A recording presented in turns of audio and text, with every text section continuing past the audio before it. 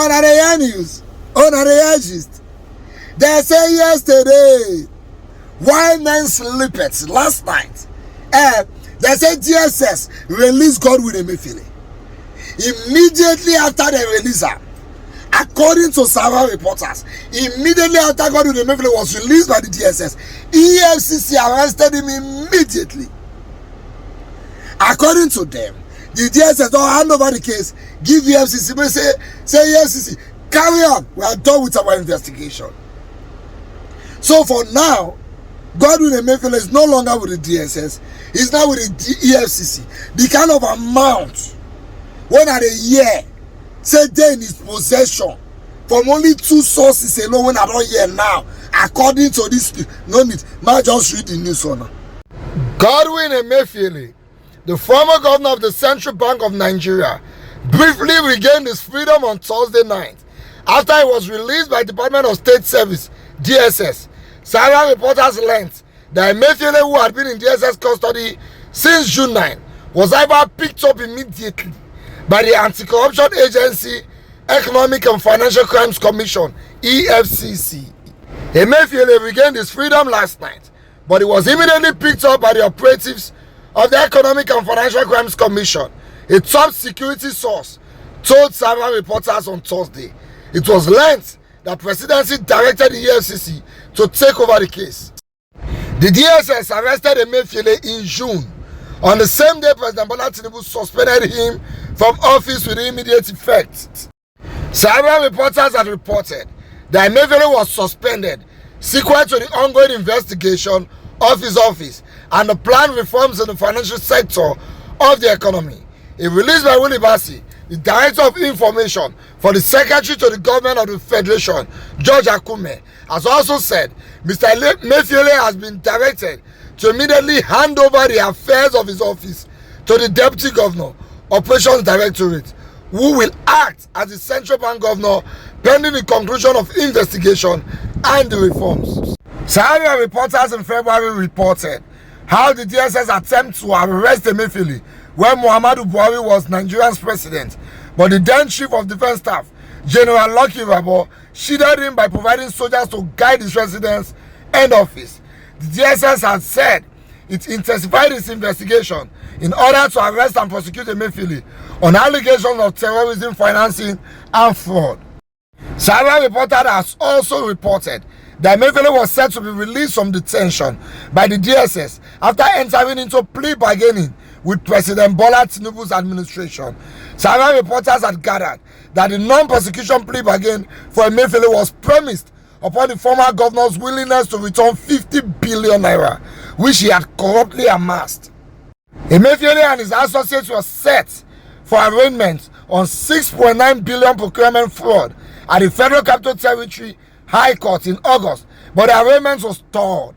Sources had told several reporters that Emefiele's arraignment was stalled because the Attorney General of the Federation, Lateef Fagbemi SAN, was awaiting Tinubu's approval for it after signing the non-prosecution plea bargain. President Tinubu was out of the country at the time. Emefiele faced 20 counts of conspiracy and procurement fraud leveled against him by the Nigerian government. The exclusive deal has been finalized, awaiting Tinubu's order. Tinubu is expected back in Nigeria this weekend after a medical visit to France. The DSS traced 72 billion naira to a series of accounts which Emefiele had planned to use for his presidential run. Also, $70 million he hid with a couple who specialized in helping him to do round tripping was discovered. A top source had revealed to several reporters. However, the spokesperson for the Ministry of Justice, Modupe Ogundoro, denied the existence of any non-prosecution plea bargain involving Emefiele.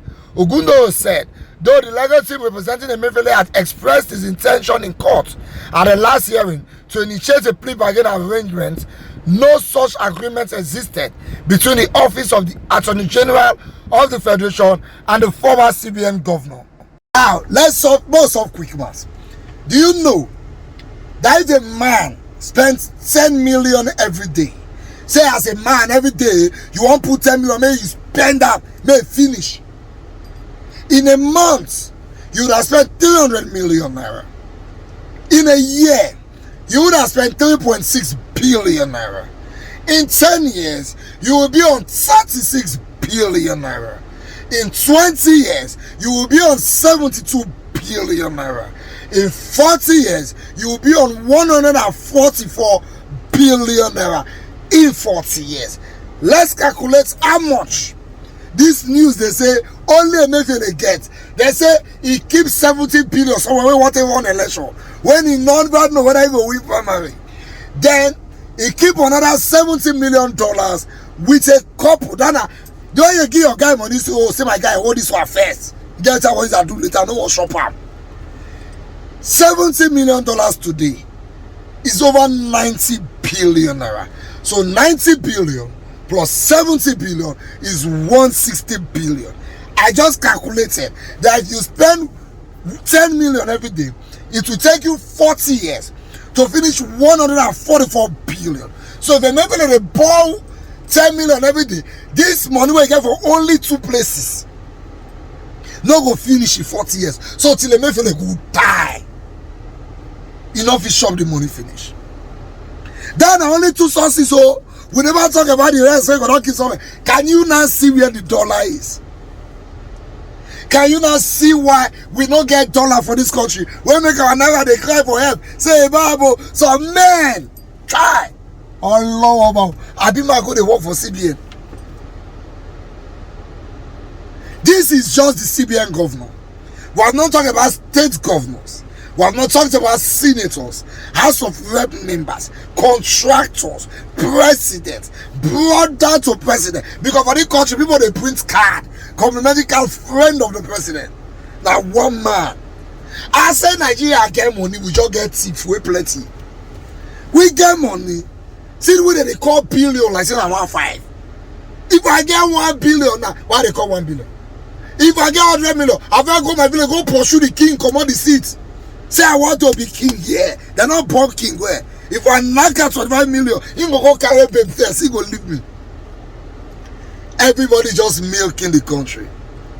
Nobody really loves the country. If that plea bargain story not true, if you enter that plea bargain, you return 50 billion, you'll be free.